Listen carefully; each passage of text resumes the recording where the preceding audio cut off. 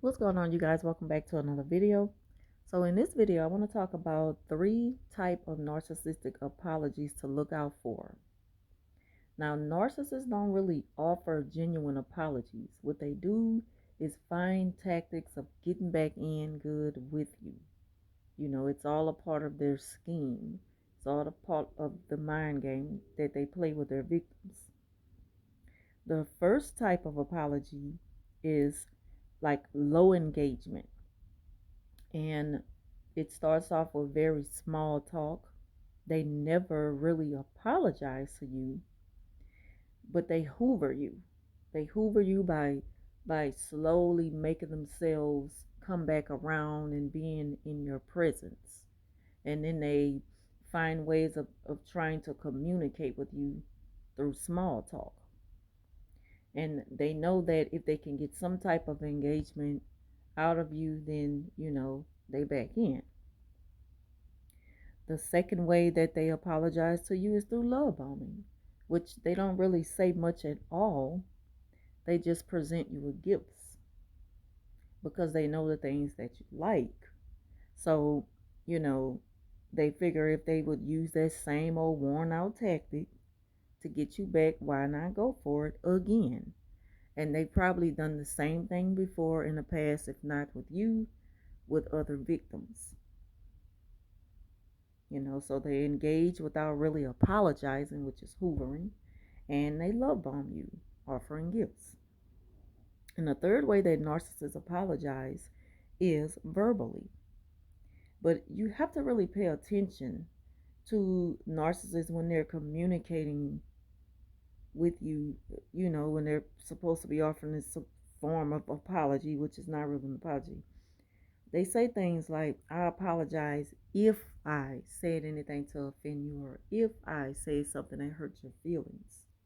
And if they're mentioning if I within the apology, then it's not really an apology at all. It just goes to show that they're still not willing to admit to the fact that, things happen because of their actions. So there's no need to say if I did something wrong when they in fact did something wrong, which caused you to, to just kind of go away from them. And they know it. Narcissists know what they are doing. They know what they're doing. They're very strategic. And so they've been there before. So they even know what to expect from you when they've done you something wrong. They also,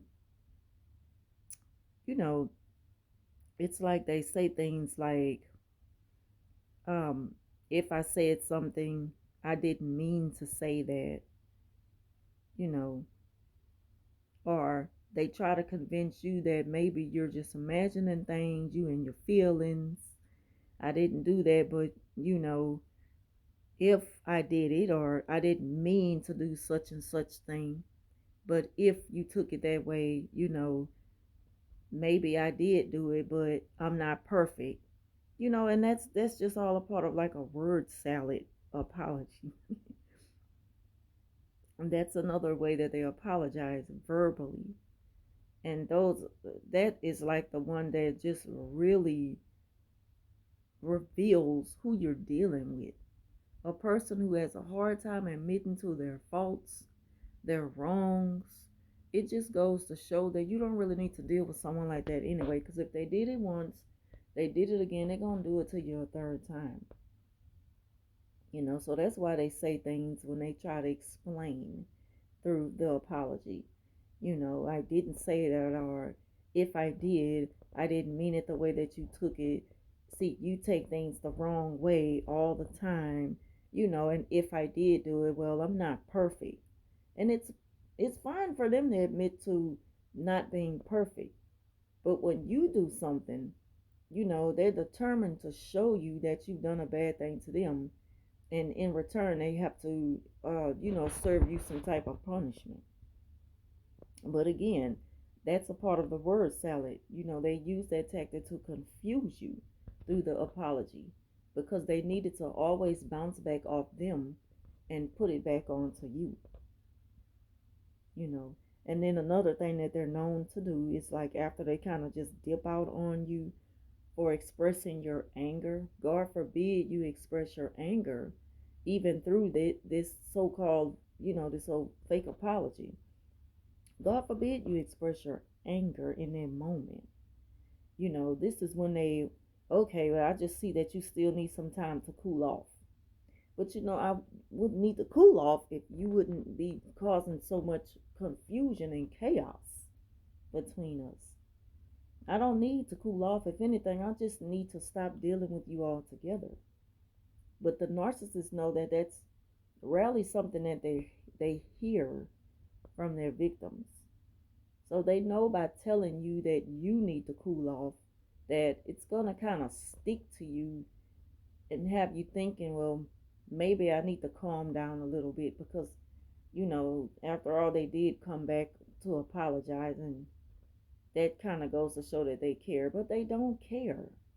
It's all a part of the game plan that they use just to get you back. So they get angry when you express anger that you have every right to feel.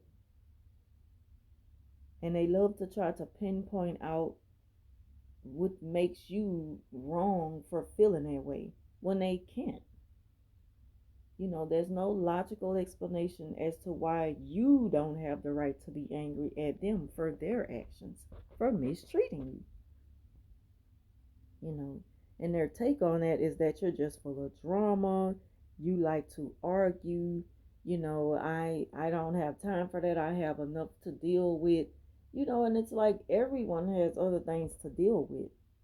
But it's funny how now you're focusing on something else to deal with when I'm not giving you the response you expected. hmm So,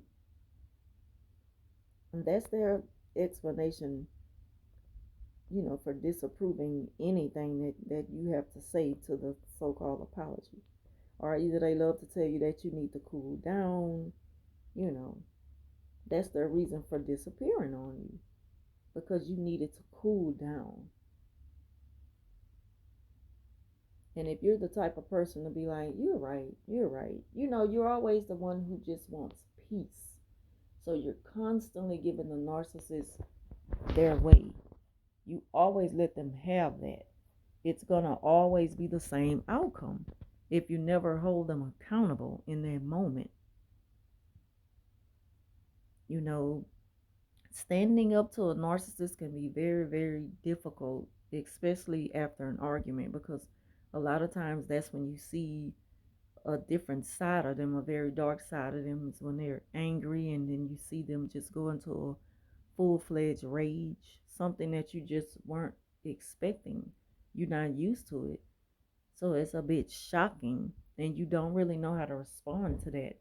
But with you being the type of person, who just wants peace,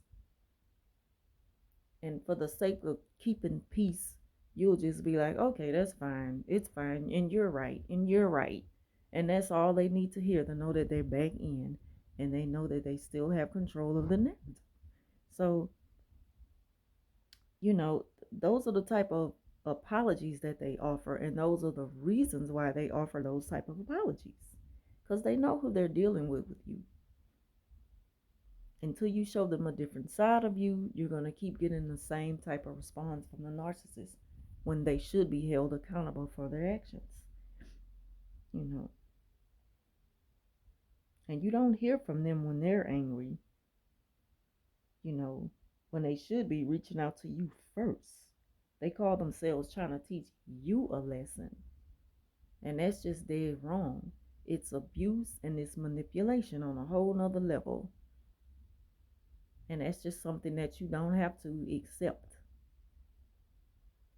You have to show the narcissist that you don't need them and that you can do without them.